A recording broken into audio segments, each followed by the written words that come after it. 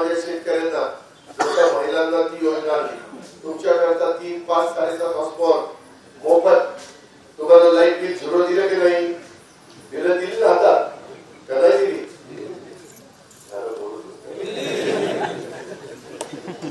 पहिल्यांदा मला बघताय घेतलं ना ऑडिओ तुम्हाला लाईट बिल 0च दिलं मागचं सगळं लाईट बिल आम्ही भरलंय आणि पुढं पण लाईट बिल आम्ही भरण्याचं नियोजन केलंय 44 लाख शेतकरी 15,000 कोटी रुपये दरवर्षी भरतोय आणि त्याच्यातून माझ्या तालुक्याला 35,000 शेतकऱ्यांना त्याचा फायदा झाला काही शेतकऱ्यांना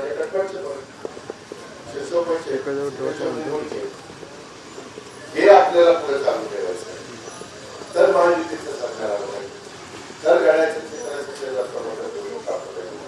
काँग्रेसवाल्यांनी 2003 ला योजना आणली पण 2004 ला होती मी त्यावेळेस विलासरावच्या सरकारमध्ये होतो साहेब आपण लोकांची मतं घेतली परत बंद नाही म्हणजे आपल्याला परवडत आणि आधी बंद करताना कळलं नाही परवडती नाही मी त्याचा अभ्यास केला मी आता 7 रुपये युनिट वीज देतोय आता 3 रुपयाची आपल्याला मिळते का 9,500 मेगावॉट वीज सोलरवर आपण करतोय सूर्यप्रकाश उजाडला त्यानंतर तापले वीज चालू सूर्यप्रकाश मावळला त्यानंतर बंद आता आम्ही तुम्हाला तिथे दिवसा वीज देणार त्याच्यातून 9,500 मेगावॉट वीज 3 रुपये युनिट मिळते ती मिळते 7 ती मिळते 3 जे स्वतःचा सोलर पंप बसवण्याच्या करता पुढाकार घेतील त्याला सरकार सवलत देते त्याच्यामुळे तिथं ट्रान्सफॉर्मरची गरज आहे तिथं कुठली लाईट टाकायची गरज आहे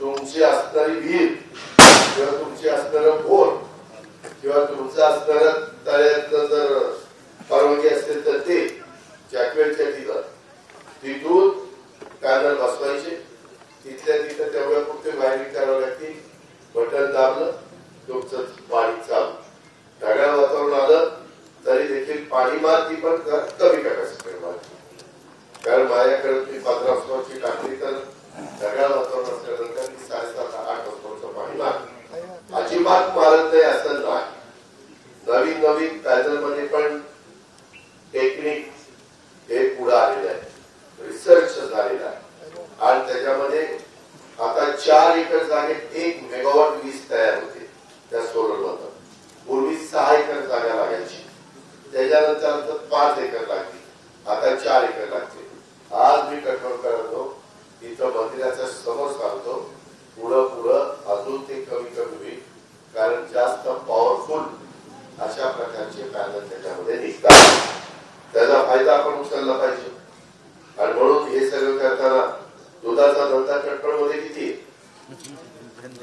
आज गाईचं दूध तुम्हाला परवडत नव्हतं आम्ही पहिल्यांदा 5 रुपये अनुदान सुरू केलं आता 1 तारखेपासून ऑक्टोबरला 7 रुपये केले त्याच्यामुळं 28 अधिक 7 35 रुपये मिळणार त्यामुळे शेतकऱ्याला मदत होणार कांदा निर्यात बंदी उठवली केंद्र सरकारमध्ये आमच्या विचारांची लोक आले आम्ही तिथे गेलो मोदी साहेब अमित शहा उठवलं पाहिजे उठवलं त्याच्या संदर्भामध्ये केंद्राच्या वेगवेगळ्या योजनांचा निधी करोड रुपयाचा आम्ही आणतो का आणू शकतो का तर ते आमच्या विचाराचे लोक आहेत आज वाढवण बाजारात तुम्हाला माहिती कल्पना करतो पाऊण लाख कोटी रुपयाचं मंजूर केलं पहिल्या कॅबिनेटला त्यांनी त्याचा फायदा आपल्या महाराष्ट्राला मोठ्या प्रमाणावर होणार आहे रोजगार होणार आहे आयात निर्यात मोठ्या प्रमाणावर होणार आहे ही कामं 35 वर्ष पुण्याला करता आली नाही ती झाली तुमच्या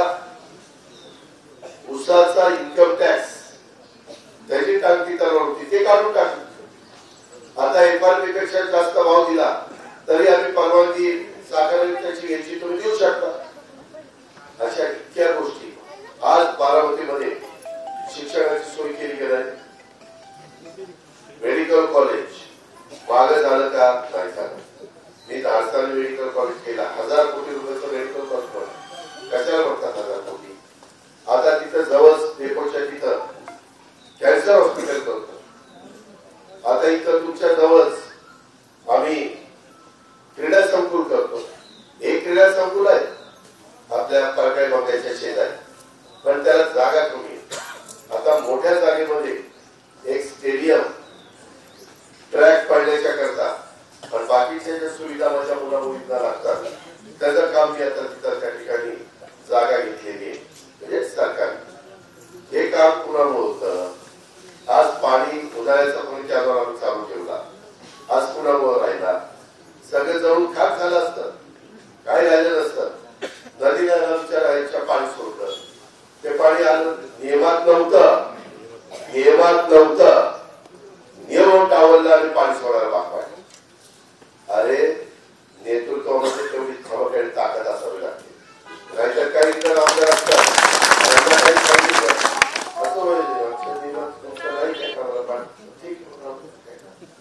असं मी म्हणत नाही. मला बाकीचं माहित नाही, मला माझ्या लोकांचं नुकसान होत आहे, मला पाणी पाहिजे आणि त्या पद्धतीने आपण पाणी आणतात. अशा प्रकारे आपलं काम चाललंय. माझी तुम्हाला विनंती आहे, मला कोणावर टीका टिप्पणी करायची नाही आणि आपल्याला ज्या काही गोष्टी आयुर्वेदिक कॉलेज किंवा आता इथं थोडीला देखील आपण ग्रामीण हॉस्पिटलचं काम तुम्ही कधी जातानाच चक्कर मारा कशा पद्धतीने. तर मला एक आवड आहे कटपट करा तो इमारती करायच्या तर दर्जे करायच्या. आपल्याला पण थोडं थांबून बघावंच वाटतं. पंचायत समिती कशी घ्यायची, पहिली पंचायत समिती कशी होती, त्याला कुठं बसायचं, कुठं काय करायचं, काय करायचं. आज सगळ्यांचा मान सन्मान आणि हे पुढे टिकावं म्हणून बाहेर बँक त्या ठिकाणी बांधली, बँकेला जागा भाड्यात दिली, त्याच्या भाड्याचा त्याचा मेंटेनन्स, त्याच्या गार्डनचा, त्याच्या हाऊसकीपिंगचा आपण करतो. कारण मलाही कळतं की एकदा मी करीन त्या पदावर म्हणून करीन, अर्थ तिजोरी आपल्या ताब्यात म्हणून करीन, पण नंतर पण ते चाललं पाहिजे ना, नाहीतर झाडलोट करायला पैसे घातले.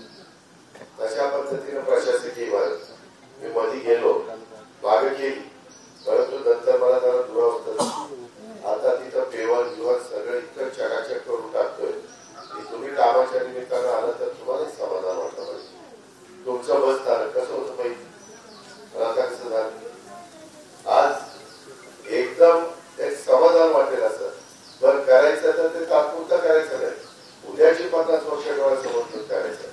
आज तुमचं ऍडिशनल एसपीचं कार्यालय, आज डीवायएसपी ऑफिस, आज तिथं ट्रॅफिकचं ऑफिस, आज तिथं तुमचं पूर्वीचं पोलिसांचं स्टेशन कचेरीत होतं, तिथं कचेरीच्या इथं काय केलं तिथं जाऊन बघायचं आणि ते सगळं तिकडे शिफ्ट केलं. जेल पण तिकडे शिफ्ट केलं. आता वेगवेगळी उद्यानं करतोय. काही लोकांनी काही शाळा काढायचं ठरवलं, सगळ्यांनीच काढली, सगळ्यांनी काढली. त्याला कधी मदत लागली प्रशासनाची तर त्या ठिकाणी आम्ही मदत करत असतो. कारण संग्रामची मुलं शिकत नाही तिथं इथल्या गोरगरिबांची मुलं शिकतात. त्याचा दर्जा चांगला. आता पण मी काही मुलं विचारलं तर ते म्हणजे आम्ही या शाळेमध्ये शेवटी सगळ्या सुविधा झाल्या पाहिजे त्या आपण देतो. माझी कटोळकरांचं तुम्हाला आग्रहाची विनंती आहे, पुढाऱ्यांचा वाद माझ्या निवडणुकीत काम करतो. काही पुढाऱ्यांच्या बद्दल तुम्हाला राग आहे, ती पुढारी उभे राहतील तेव्हा त्यांच्यावर राग आला. माझा राग माझ्यावर, त्यांचा राग माझ्यावर काढू नका. मला तुम्ही मागे मदत केलेली आहे, माय भाऊजींनी केलेली, पुढेही मी तुम्हाला मदत करत नाही. त्याच्यातनं बरेच प्रश्न आपल्याला सगळ्यांना सोडवायचे. राज्यात पुन्हा माहितीचं सरकार आणायचंय, ज्या योजना आपल्याला चालू आहेत त्या आपल्याला चालू ठेवायच्या आणि लोकसभेच्या निवडणुकीच्या निमित्तानं मला जाणवलं की सुनेत्राला सुप्रियाच्या विरोधात उभा करायला नको होतं, पण ती झाली चूक. आता विधानसभेला त्याच्यामध्ये मी आता उभा, मी स्वतः उभ्या आणि माझं काम महाराष्ट्रात नंबर 1चं काम आहे. तुमचे पाहुणे असतील त्या भागात जाऊन बघा की काय किती कार्यक्रम आहे. म्हणून इकडं मी मागासवर्गीय मतदारसंघ आहे तिथं सचिन पाटलाला उभं केलेलं आहे, पॅटर्नमध्ये आपल्या इंदापूरमध्ये दत्ताभाऊ भरणेला उभं केलेलं आहे, बारामतीत मी उभा, इकडं राहुलपूरला उभं केलेलं आहे.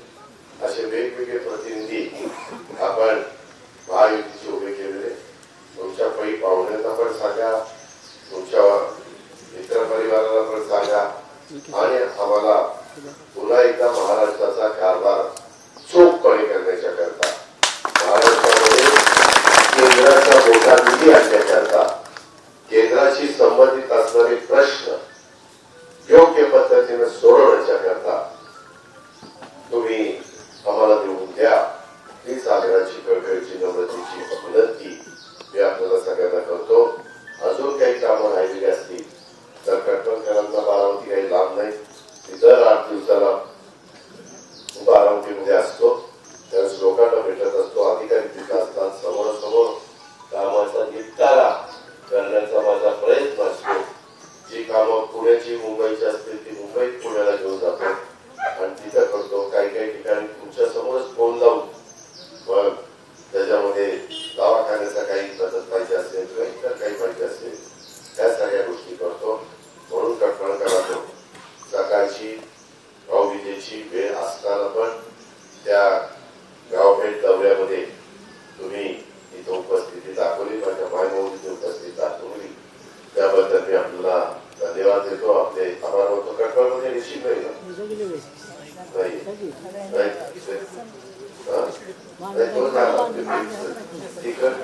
तो इकडे आणला त्याचं कारण तिथे कॅन्सरचं हॉस्पिटल आपल्याला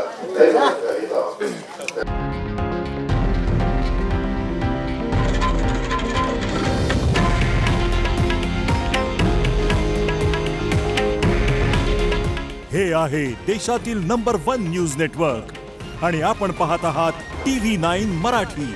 काळजी तुमची, हित महाराष्ट्राचं.